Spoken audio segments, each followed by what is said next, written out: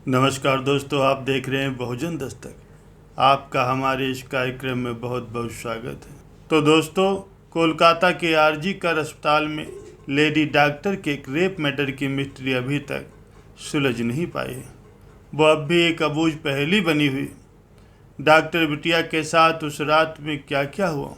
क्या संजय राय ने अकेले उसकी हत्या की या कोई और भी उसके साथ था? सीबीआई के पास अब भी इन सवालों के जवाब नहीं हैं।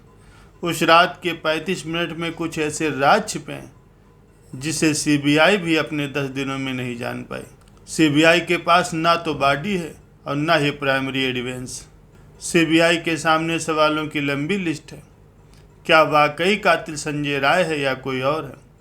क्या कत्ल एक से ज़्यादा लोगों ने मिलकर किया था या कत्ल संजय राय ने किया और सबूत किसी और ने मिटाया? आखिर सच क्या है और इससे अब भी सीबीआई अनजान क्यों है? आखिर क्या राज है जो उस पर्दे में है? क्या कोलकाता पुलिस की थ्योरी सीबीआई के गले नहीं उतर रही? आखिर 8 या 9 अगस्त का क्या सच है? संदीप घोष या कोई अन्य सच छुपा रहा है? पीड़िता को आखिरी बार जिंदा देखने वाले वो चारों डॉक्टरों के पॉलीग्राफ टेस्ट से सीबीआई को क्या हासिल हो सकता? सीबीआई संभल कर इस केस में आगे बढ़ रही और इन सभी सवालों के जवाब तलाशने में जुटी है। आइए जानते हैं कि आखिर सीबीआई के सामने चुनौती क्या है, जिसके चलते उसे एक नहीं, दो नहीं, बल्कि 6 लोगों के पॉलीग्राफ टेस्ट कराने की जरूरत पड़ रही है। सीबीआई के सामने चुनौतियों का पहाड़ है। सीबीआई के सामने सबसे बड़ी चुनौती यही है कि सीबीआई उन्हीं सबूतों पर जांच करने के लिए मजबूर है जो कोलकाता पुलिस से सीबीआई को मिले। जैसे कोलकाता पुलिस द्वारा लिया गया पीड़िता का डीएनए सैंपल। सीबीआई के केस में एंट्री से पहले पीड़िता की बॉडी का पोस्टमार्टम हुआ था और बाद में अंतिम संस्कार भी कर दिया गया। इस वजह से अब दोबारा सैंपल नहीं लिया जा सकता। सीबीआई के पास ना तो बॉडी है और ना ही स्पॉट पर मौजूद पूरे साक्ष्य। मौका वारदात पर 1 से ज़्यादा लोगों के फुटप्रिंट मिले हैं जो जांच में अड़चन पैदा कर रहे हैं। सेमिनार हॉल में इस कदर क्राइम सीन से छेड़छाड़ हुई है जिस वजह से जब तक सीबीआई के पास जांच आई तब तक स्पॉट यानी क्राइम सीन पर इतने लोगों का आना जाना हुआ कि साक्ष्य में घालमेल हो गया। इसकी वजह से वहाँ 1 से अधिक फुटप्रिंट मिले हैं। इसलिए टेक्निकल सबूत जुटाने में भी सीबीआई को दिक्कतें आ रही।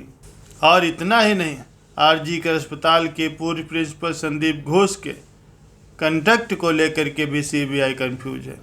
संदीप घोष से पिछले 7 दिनों में 88 घंटे से ज़्यादा वक्त सीबीआई ने पूछताछ की।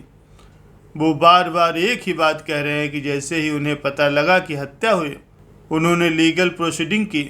हालांकि अस्पताल के एक सीनियर सदस्य परिवार वालों को गलत जानकारी दी गई कि उनकी बेटी की तबीयत खराब है और फिर कहा गया कि उनकी बेटी ने सुसाइड कर लिया। इस मामले में एफआईआर में भी देरी हुई जिस पर सुप्रीम कोर्ट में भी बवाल मचा है। अस्पताल के सेमिनार हॉल का जल्दबाजी में स्पॉट के बगल में रेनोवेशन कराया गया जिस वजह से बहुत से सबूत नष्ट हुए। सीबीआई के पास ज़्यादातर वही सैंपल हैं जो कोलकाता पुलिस द्वारा कलेक्ट किए हुए हैं। सीएफएसएल ने कुछ और सबूत 3D मैपिंग के जरिए कलेक्ट किए हैं पर वो वारदात के इतने दिनों बाद कलेक्ट किए गए हैं, इस वजह से भी वो सब पर्याप्त नहीं।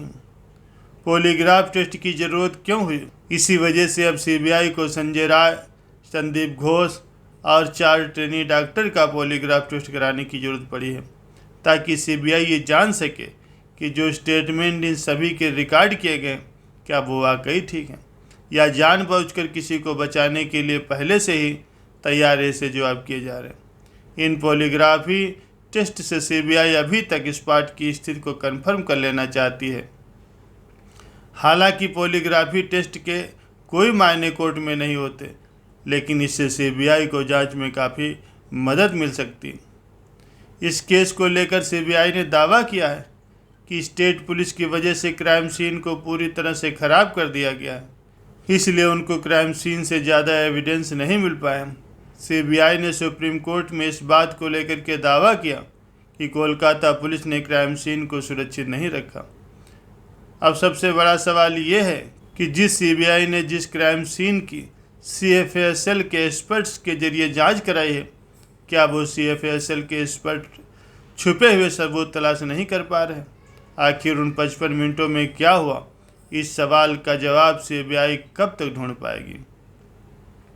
दोस्तों, गौरतलब है कि 9 अगस्त की सुबह आरजी कर अस्पताल के सेमिनार हॉल में लेडी डॉक्टर का शव मिला था। 8 अगस्त की रात को लेडी डॉक्टर ड्यूटी पर थी। उसके साथ पहले दर्दगी की गई और फिर उसकी हत्या की गई।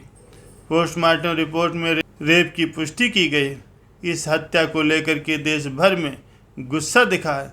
सड़क से लेकर के संसद तक इसकी गूंज सुनाई दी है। देश भर के डॉक्टर हड़ताल पर गए। इसका मुख्य आरोपी संजय राय अभी सीबीआई की कस्टडी में है। दोस्तों, अस्पताल में रेप और हत्या की शिकार हुई 31 वर्षीय ट्रेनी डॉक्टर का सपना गोल्ड मेडल हासिल करने का था। दर्जी पिता ने बेटी को पढ़ाने के लिए दिन रात मेहनत की थी। बेटी ने भी पढ़ाई में कोई कसर बाकी नहीं छोड़ी। जिंदगी भर परिवार ने संघर्ष किया। बेटी ने कोलकाता के घनी आबादी वाले उपनगर सौदेपुर से आरजी तक का सफ़र तय किया। अब बेटी की बारी परिवार का कर्ज चुकाने की थी, लेकिन वह अपने माता पिता का जीवन बेहतर बनाए बिना ही इस दुनिया से विदा हो गई।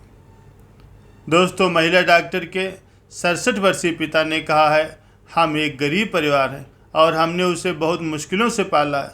उसने डॉक्टर बनने के लिए बहुत मेहनत की। हमारे सारे सपने एक रात में ही टूट गए। सभी बंगाली परिवारों की तरह उनका परिवार भी अक्टूबर में दुर्गा पूजा का बेसब्री से इंतजार करता है। दुर्गा पूजा का बेसब्री से इंतजार कर रहा था, जिसका एक विशेष अर्थ था कि उनकी बेटी ने 2021 से घर पर पूजा का आयोजन करना शुरू कर दिया था।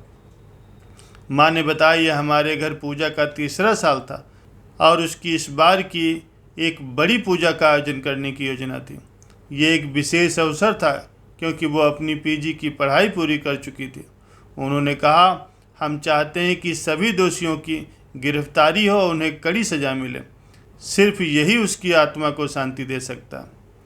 परिवारों में सब उसे अच्छे और मृदुभाषी व्यवहार के लिए एक रोल मॉडल के तौर पर जानते थे। एक रिश्तेदार ने कहा, उसने जेई और मेडिकल दोनों में सफलता प्राप्त की थी और उसने एमबीबीएस को चुनाव 2 सरकारी मेडिकल कॉलेजों में कोर्स के लिए क्वालिफाई किया। आखिरकार उसने कल्याणी में जेएनएम मेडिकल कॉलेज अस्पताल को चुना।